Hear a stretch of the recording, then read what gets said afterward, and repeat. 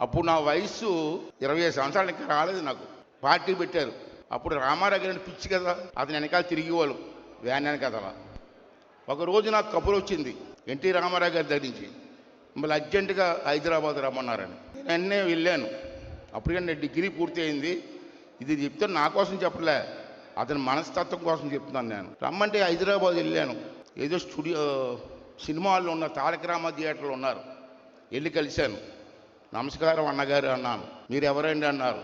Sir మీరు కబురు పెట్టారు కదా, నర్సీపట్నం నుంచి వచ్చాను అయ్యన్న పోతుందంటే, రా తమ్ముడు అన్నారు.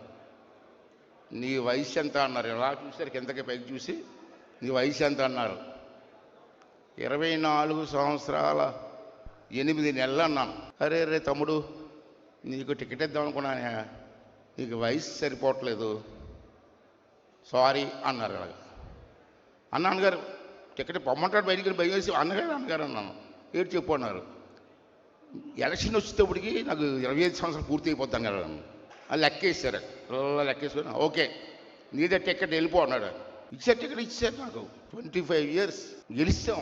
అన్నగారు ఫోటో పెట్టుకొని, నా గొప్పతనం కాదు, అన్నగారు ఫోటో పెట్టుకొని ఇంటింటికి తిరిగాం. ఓట్లు వేసారు, గెలిచాం.